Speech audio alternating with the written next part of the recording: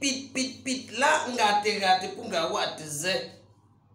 quelle que soit la longueur d'un mégot toasté n'est plus toastable. Dans le système biocoron angoiso, moi, je suis en direct du 5e étage du Mapan.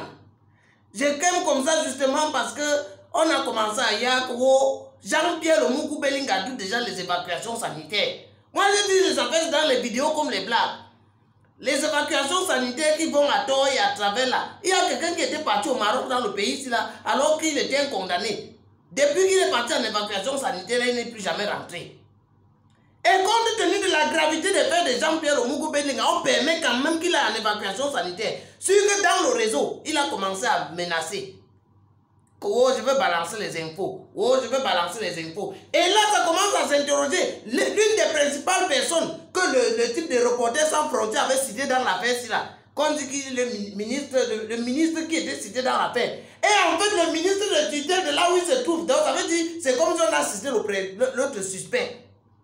En fait, c'est lui le ministre qui gère l'Ongata.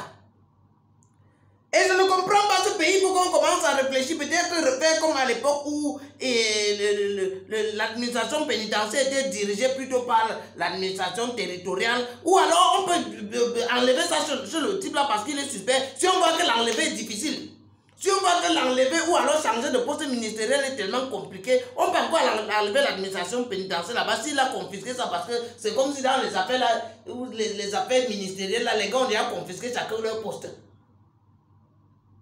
Parce que qui autorise aux régisseurs de faire les évacuations sanitaires? Ah, heureusement, c'est au tribunal militaire. Ça veut dire qu'il faut...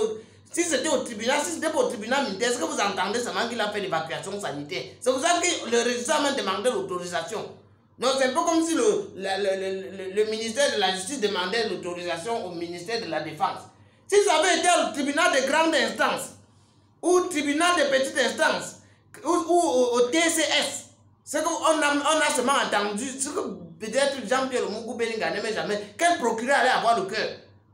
Qui n'a pas peur que le ministre lui fasse une affectation, quelque part dans un système qui ne va jamais s'en sortir?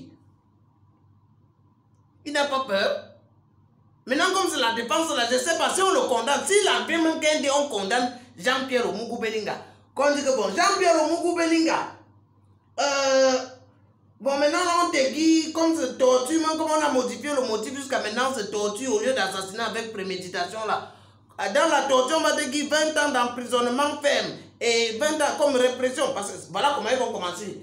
Le tribunal, statuant contradictoirement et légalement à l'égard de toutes les parties, trouve le détenu Jean-Pierre Omoukou coupable des faits de torture, complicité de torture. Ça veut dire qui a donc assassiné? On ne sait pas. Bon, ça c'était la parenthèse. Trouve le détenu coupable en répression, le condamne à on peut dire 20 ans d'emprisonnement ferme et avec et tous les dépens à tout ceci, on va dire tout cela.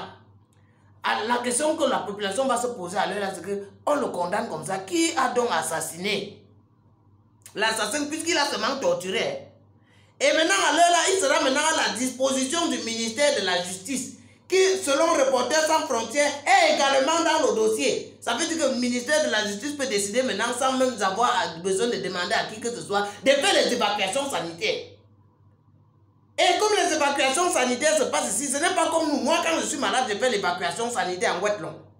Ou je fais l'évacuation sanitaire en Mendere-Koundet, parfois à Bapi, parfois à Baling là-bas. Parce qu'il y a les marabouts spécifiés là-bas, c'est mon niveau. Les marabouts là, voilà où je fais l'évacuation sanitaire quand ça dépasse les hôpitaux à Douala. Mais eux, ils vont faire l'évacuation sanitaire soit au Maroc, soit à Marrakech. Et on a un ministre ici là qui était d'abord ancien ministre des Finances. Depuis qu'il est parti en évacuation sanitaire ou qu'il avait un projet qui courait sur lui ici, on ne sait pas. Les évacuations sanitaires là. Donc ça veut dire qu'il n'y a pas, les médecins ne peuvent pas, au lieu d'enlever Jean-Pierre Omoukou Belinga d'Ungata pour l'hôpital CHU, avec tous les risques que cela comporte, on ne peut pas plutôt déplacer le médecin pour l'hôpital. Parce que si le type là fio, le film qu'on nous est en train de regarder là, on ne peut pas que le film s'arrête comme ça subitement, que tout le suspense, c'est fini. Donc, monsieur le régisseur, vous allez comprendre que c'est un film qui nous intéresse vraiment et vous allez nous laisser visionner ça jusqu'à la fin. Avec votre ministre de tutelle là, pardon, ce film, on ne veut plus les interruptions. Même si Eneo s'invite dans le film, si on va seulement chasser Eneo, donc on ne veut rien comprendre. Dans un système biocode, piment, je suis responsable de ce que je viens de vous dire là. Holy Mama, je ne suis pas responsable de ce que vous avez compris. Dans le système biocode, on angoisse, on yamu.